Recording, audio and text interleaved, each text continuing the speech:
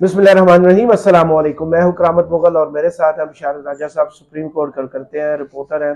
बिशारत राजा साहब, क्या मसला है? काजी साहब पीछा नहीं छोड़ रहे मुज़ाहिर अली नकवी का।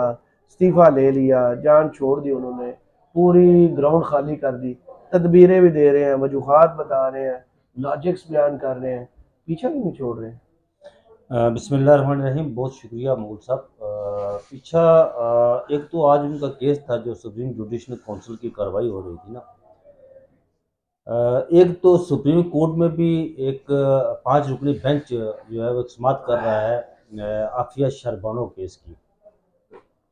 अब मुझे जिससे समझ माजी के दर खुलेंगे। हाँ जिससे अब मुझे ये समझ नहीं आ रही, मेरी अंडरस्टैंडिंग नहीं इस हवाले से डेवलप हो रही कि एक तरफ तो सुप्रीम कोर्ट में वो केस लगा हुआ है, वो वफाकी हुकूमत ने अपील की थी, अटॉर्नी जनरल ने वो उसमें उन्होंने अपील की थी, जो 2 रुकनी बेंच ने फैसला दिया था। एक तरफ ये केस ना वो उस फैसले को उन्होंने मुअत्तल किया, एक तरफ ये केस लगा हुआ है, और दूसरी तरफ सुप्रीम जुडिशल काउंसिल की अपनी कार्रवाई जो है वो जारी की हुआ है। होता तो ये है कि वो एक तो 9 माह पुराना केस था, वो जो आफिया शर्मानो केस था, वो लास्ट ईयर जून जुलाई मई या जून में उसका फैसला आया था। एक तो वो अभी उसकी कार्रवाई जारी है।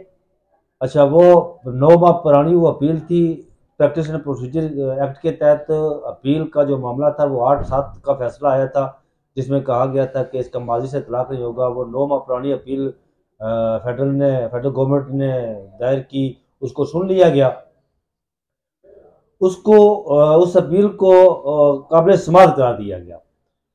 अच्छा, एक तरफ तो वो जारी है, सुप्रीम कोर्ट के एक बेंच में ये केस लगा हुआ है, 5 रुकनी बेंच में जस्टिस अमीनुद्दीन खान जिसकी सरदाई कर रहे हैं। अगर ये बेंच में केस लगा हो तो दूसरी तरफ सुप्रीम जुडिशल काउंसिल वो कार्रवाई नहीं चला सकती। वो उस सूरत में कार्रवाई चला सकती है जब फैसला मुअत्तल हो चुका हो। लेकिन मुझे इस चीज की समझ नहीं आ रही है कि वो कार्रवाई भी जारी रखे हुए है, एक तरफ सुप्रीम कोर्ट का बेंच और दूसरी तरफ काजी साहब जो सुप्रीम जुडिशल काउंसिल के जो चेयरमैन है, वो भी आज उन्होंने समाअत की। अच्छा मुगल साहब, ये समाअत आज भी होगी, कल भी होगी, परसों भी होगी? इतना फारिग टाइम है सुप्रीम कोर्ट के पास? अब मामला क्या है? जस्टिस मुजाहिर नकवी साहब ने इस्तीफा दे दिया था। अच्छा। फैसला तो यह है ना कि जो इस्तीफा देकर घर चला जाए, उसके उसके घर जाने के बाद उसके खिलाफ कार्रवाई होनी चाहिए या नहीं होनी चाहिए। लेकिन आज जो गवाह पेश हुए, कुछ 7 गवाह, उसमें जो मरकजी गवाह थे ना, शहबाज साहब, जी। उन्हें कुछ चीजें अदालत के सामने रखी तो कुछ एक मामले में खुद फंस भी गए, जो मरकजी गवाह थे। एक तो अच्छा, आज एकतरफा कार्रवाई हुई ना जी, एकतरफा कार्रवाई तो इसमें पहले कौन सी दो तरफा हो रही है? चले पहले कौंसल के वकील शिकिल तो होते थे ना। हाँ। आज मुजाहिर नकवी ख्वाजा हारिस साहब आए, उन्होंने कहा जी कि मैंने तो मेरा उस वक्त तक था जब तक वो इस्तीफा नहीं देते, मेरा वकालतनामा उस वक्त तक था, अब तो मेरा वकालतनामा ही नहीं है, अब तो मैं कैसे लड़ूंगा। वो चले गए, पीछे कार्रवाई होती रही, एक तरफा कार्रवाई होती रही। यार मेरी सात बात गवाह सुने, इस मुल्क में कितने पेंडिंग केसेस हैं, जजेस की तादाद कम है। और ये जैसे भुट्टो साहब वाला केस, अब ये वाला केस, अगर ये शहर बानो वाला केस, आप ये शहर बानो वाला केस खोलेंगे तो फिर साकिब निसार साहब वाला केस खुलेगा, वो खुलेगा तो फिर इनका अपना केस खुलेगा। तो काजी फारिस साहब को जो जी, रेफरेंस दायर हुआ था वो भी खुलेगा। लेकिन आज वो एक वो तो एक बार बार नहीं, कोर्ट में मुगल साहब जाते एक थे, बात आपको कैसे हम बताऊं इतना कि टाइम 15 करोड़ रुपए का एक आज उस सबूत दिया उस बंदे ने, उसने कहा जी 15 करोड़ रुपए की ट्रांजेक्शन हुई है, 15 करोड़ रुपए की। अरे जैसे मुजाहिर अकबर नकवी साहब की सैलरी कितनी थी? 20 लाख रुपए, 18 या 20 हुई होगी। आमदन से जायद असाजात जो होते हैं ना, अगर कोई बंदा किसी सीट पर बैठा हो ना तो उसको क्लियर करना चाहिए। अब उसे स्मार्ट सिटी, यार वो जो हाउसिंग सोसाइटी है उनकी तरफ से वो अदालत में एविडेंस दिए गए, ये 5-5 करोड़ रुपए के जो 2 पे ड्राफ्ट बने वो बैंक में, अस्करी बैंक के, और एक 3 करोड़ रुपए के वो कह रहे हैं कि कैश जो है ना वो पेमेंट हुई है। अच्छा। 13 करोड़ रुपया कैश पेमेंट हुई। अब उसके साथ जो उनके मरकजी जो स्टार गवाह थे, जिस तरह स्टार गवाह तो हर जगह होता है, जैसे अभी पैदा किया जाता पैदा है, किया जाता है, अभी स्टार चमक जाता है हाँ खुद। सैफर केस में भी स्टार गवाह था। जी। फिर वो अरुण चौधरी साहब स्टार गवाह थे इद्दत केस में। वो जो सलमान अकरम राजा, अरुण चौधरी जैसा बा किरदार, बाहया इंसान मैंने आज तक दुनिया में नहीं देखा। हम मुंसफी आला पे बात कर वही रहे बात कर रहा हूँ, बीच में वो जिक्र आ गया ना स्टार हाँ। गवाह की। अच्छा, चौधरी शहबाज, आज शहबाज साहब स्टार गवाह थे, तो उन्होंने कहा जी के अच्छा, जो उन्होंने शादी की थी बिस्मा खातून से, तो काजी साहब ने पूछा कि आपकी शादी कब? उन्होंने कहा शादी का तो मुझे पता नहीं है। इतना गहरा जख्म है, इतना गहरा जख्म। अच्छा फिर उसके साथ ही कहा जी अच्छा उनकी जो वफात हुई थी ना वो फलां वक्त हुई थी, लेकिन उन्होंने जब वो उस प्रॉपर्टी से मुतल्लक उससे रेलिवेंसी जो हुई थी वो ये हुई थी कि उन्होंने जो 2 बच्चे अपने शो नहीं किए हुए थे, एक बच्चा उन्होंने शो किया था। और जस्टिस मुजाहिर नकवी ने अपनी जो जवाब जमा कराया था सुप्रीम कोर्ट में ना, उस वक्त उन्होंने कहा था कि इन्होंने जब ये प्रॉपर्टी फरोख्त की थी तो इसमें एक बच्चा उन्होंने शो किया था, 2 बच्चे। आज उन्होंने कहा जी कि हिस्सेदार 2 पैदा, हाँ आज अदालत के सामने उन्होंने कहा जी कि वो मेरी गलती थी, जिस पर जस्टिस सरदार तारिक मसूद ने उन्हें कहा कि आपको पता है कि अदालत के सामने झूठ बोला जाए तो उसकी क्या सजा होती है, और कौन से अच्छा वो खुद वकील है शहबाज। हाँ। उसने सरदार तारिक मसूद साहब ने कहा कि आप वकील हैं, उसने कहा जी मैं वकील हूँ। अच्छा मैं हाई कोर्ट का अपने करता हूँ, लाहौर हाई कोर्ट में प्रैक्टिस करता हूँ, सुप्रीम कोर्ट का वकील नहीं है, लेकिन अटॉर्नी जनरल से पहचान लिया था कि सारे वकील है, अटॉर्नी जनरल भी लाहौर के रहने वाले हैं, पहचान लिया था।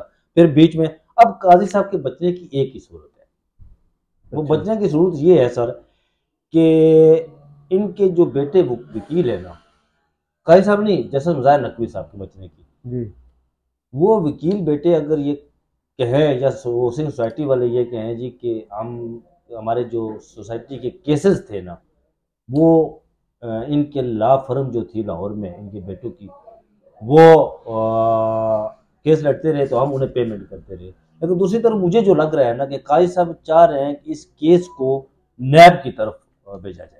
हाँ जरूर भेजा जाना चाहिए, वो नैब की तरफ। अगर अपने पर आपको याद होगा कोर्ट में खड़े होकर उन्होंने कहा था कि जो मेरी तरफ आया एफबीआर को जो धमकियां दी थी आज मैं यहाँ काजी साहब एफबीआर की तरफ भेज देना ना, वो तो बात दुरुस्त है, उन्होंने बात दुरुस्त की थी तो काजी साहब उसको एफबीआर की तरफ भेज देना। लेकिन काजी साहब मुजाहिर नकवी साहब से पता नहीं कोई खास उन्हें कोई कुछ ऐसा मामला है जिसमें वो नहीं पता क्या मामला, पता है मुझे मामला। हाँ तो फिर जाजुल हसन और मुजाहिर नकवी का मामला क्या था? वो जो खत लिखा था उन्होंने, खत नहीं पंजाब के इलेक्शन अनाउंस, पंजाब का इलेक्शन मोटा का वो लिखा था डोगर केस में, मोहम्मद डोगर केस में उन्होंने सीसीपीओ लाहौर वाले केस में उन्होंने उमर अता पंजाब चीफ जस्टिस को लिखा था कि आप सो मोटो ले, वही मामला चल रहा है उसमें। लेकिन ये है कि उस पर कल भी हियरिंग होगी, देखते हैं क्या होता है। और आज एक और केस था सुप्रीम कोर्ट में, वो बलूचिस्तान की मुस्लिम लीग नून के जो अकलीती मामला है ना वो सुप्रीम कोर्ट केस आ गया। वो ये यूं हुआ जी के नाम डॉक्टर अशोक का था, तो नून लीग वाले है तो वारदात तो कर डालते हैं ना, ये तो पुराना इनका तुर्रा इम्तियाज है ना, उन्होंने नाम उसका नाम रखते हैं, नाम किसी और बंदे का डॉक्टर पिटरक का नाम डालकर उन्होंने इलेक्शन कमीशन भेज दिया। तो फिर चीफ जस्टिस ने कहा जी कि ये मामला जो हमारे सामने आया है उसको उन्होंने भेज दिया जनाब इलेक्शन कमीशन की तरफ, आप वहाँ चले जाएं, वहाँ जाकर इलेक्शन कमीशन को कहें जी कि इसको जो है ना वो आइन और कानून के मुताबिक इस मामले को देखा जाए। जब ये बात हो रही थी आइन और कानून की तो फिर इलेक्शन कमीशन में इस वक्त आपको पता है कि कितने आइन और कानून की किस तरह हो रही है कि वहाँ पर जो इलेक्शन में उनको सिर्फ पीटीआई के आइन और कानून की फिक्र थी, इंट्रा पार्टी इलेक्शन में ये ऑब्जेक्शन किया, मुल्क के आइन की नहीं। और इलेक्शन कमीशन एक और जो आजकल वो गेम डाल रहा है ना, असल में वो ये गेम डाल रहा है कि नोटिफिकेशन तो एक दफ़ा करते हैं ना, लेकिन वो टोटे टोटे करके नोटिफिकेशन करता है, प्रिंटर नहीं चल रहा है। अच्छा वो कुछ लोग जो अच्छा बिलखुसूस जो आज़ाद कैंडिडेट हैं यार, जो पाकिस्तान तहरीक इंसाफ के माइल याफ्ता कैंडिडेट हैं, उनकी नोटिफिकेशन क्यों नहीं जारी कर रहा है दिल्ली इलेक्शन कमीशन, ये बड़ा मसला है। और दूसरा जो आज मुझे बताएं काजी साहब जो है उनका कोई रद्द अमल नहीं है। कल तो उन्होंने पूछा था वफाकी हुकूमत बन गई है, वज़ीर आज़म कौन बने हैं, अब नहीं पूछ रहे कि भाईजान इलेक्शन हो गया, रिजल्ट लेट हुए हैं, उसको बुलाएं इलेक्शन कमीशन को। मैंने कहा था पत्थर पर लकीर है, अब लेकिन वो लकीर के फकीर बन के बैठे हुए हैं।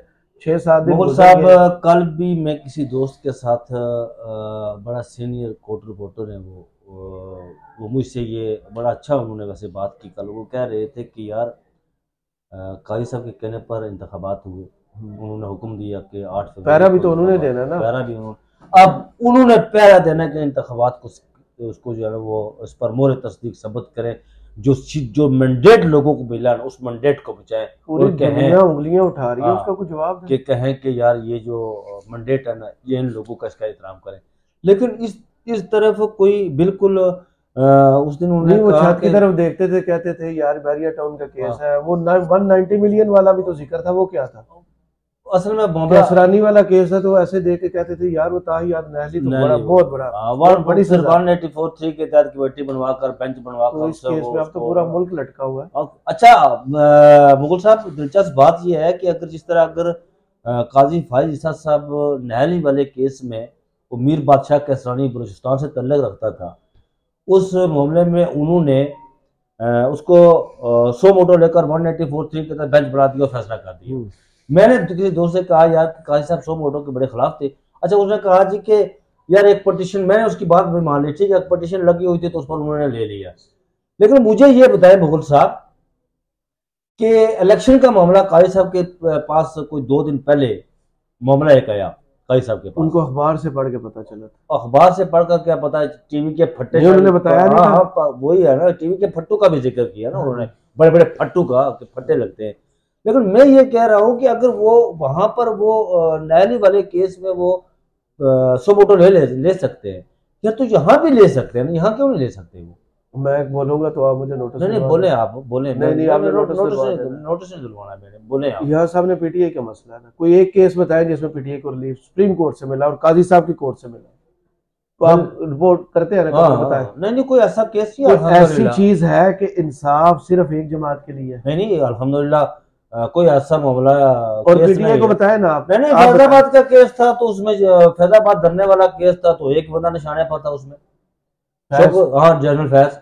शोको सिद्दीकी वाला केस था, जैसे शोको सिद्दीकी वाला तो एक बंदा निशाने पर था उसमें, जनरल फैज। बाजवा का जब जिक्र आया उन्होंने नाम नहीं लेना, बाजवा साहब जो है ना वो उनको निकाल दे, उनका नाम नहीं लेना। तो जब आमना जुआ ने मौजूदा आर्मी चीफ का नाम लिया तो उन्होंने कहा तो हाँ उनको क्या पता होगा। उन्होंने कहा that time he was in major, उस वक्त तो मेजर थे ना जिस वक्त उन्होंने वो 18-19 साल पहले उस वक्त जिक्र किया। आप इतनी देर से कवर कर रहे हैं, आपको नहीं पता? कोई एक मिसाल देते यार, मैं उसी तरफ जा रहा हूँ ना। देखे बल्ले का फैसला उन्होंने दिया, वो आइन और कानून के मुताबिक छीन लिया ना, ये उनकी फेवर में जाता है। लेवल प्लेइंग फील्ड अगर वो इधर होते तो ये चीजें होती नहीं, साइफर केस की जमानत होती। लेवल प्लेइंग फील्ड का जो मामला था तो उन्होंने वो कहते रहे कि लेवल प्लेइंग फील्ड आप हमारे सामने नहीं आए। जिस दिन लतीफ खोसा साहब गए तो उन्होंने कहा खोसा साहब ने कहा माय लॉर्ड आपने हमें चम्मच दिए, प्याले दिए, तो शराजा ही बिखेर के रख दिया जनाब। मैं हैरान इस बात पर हुआ कि जिस दिन बल्ले वाला केस था तो काजी साहब ने कहा कि मुगल साहब काजी साहब ने कहा जी कि अहमद खान दलाल दे रहे थे तो बैरिस्टर अली जफर ने कहा जी कि माय लॉर्ड ये अगर बल्ले का निशान छीन लिया गया तो फिर हमारे जो उम्मीदवार है कैंडिडेट है वो आजाद हो जाएंगे। तो काजी साहब इतने लाइल मंडियां लगेंगी तो काजी साहब इतने लाइल थे, उन्होंने कहा जी अच्छा फिर वो आजाद हो जाएंगे। हाँ नहीं, उन्होंने कहा इलेक्शन तो लड़ेंगे ना, उन्होंने कहा ये इलेक्शन तो लड़ेंगे लेकिन वो आजाद हो जाएंगे, पार्टी सिंबल के बगैर हो जाएंगे ना। और फिर ऐसा ही हुआ। फिर वो काजी साहब को वो जो पीटीआई हुकूमत का रेफरेंस है ना वो अभी तक भूलता नहीं है और उससे वो बाहर निकले जो, लेकिन उसमें इमरान खान साहब बहुत दफा ये बात कह चुके हैं कि वो रेफरेंस मैंने नहीं भेजा था। नहीं भेजा तो उनकी, और भेजा तो उनकी हुकूमत ने है ना, भेजने वाले को ये होते है ना यार, ऑन तो करना यहाँ पे कि ये बात दुरुस्त है कि उसको ऑन तो करना पड़ेगा। अपनी गलती फिर वो अगर भेजा गया था तो हाँ। लेकिन मुगल साहब, लेकिन काजी की सीट फैज हमीद वाला मामला, वो फैजाबाद केस वाला बीच में, असल में काजी साहब को कुछ लोगों से जो है बड़ी जहन में उनके अटके हुए फंसे हुए कुछ लोग, जिसकी वजह से वो अब कोशिश कर रहे हैं कि लोग आपको सुन के सोना शुरू हो गया। मेरे हाल में वीडियो क्लोज कर रहे हैं। नहीं सोएंगे नहीं। अब कोशिश कर रहे हैं कि काजी साहब किसी तरीके से इसको बैलेंस किया जाए, लेकिन बैलेंस होने वाली बात नहीं है। 6 माह गुजर गए हैं, 6 माह बाकी हैं। देखे पीटीआई के लिए कब आसानियां सुप्रीम कोर्ट से आती हैं, आएंगी भी या नहीं। प्रेडिक्शन तो ये है कि तुम ना ही समझो। बहुत शुक्रिया बिशार राजा साहब आपके वक्त का। कमेंट बॉक्स में जरूर बताइएगा वीडियो आपको कैसी लगी। इजाजत दीजिए, अल्लाह।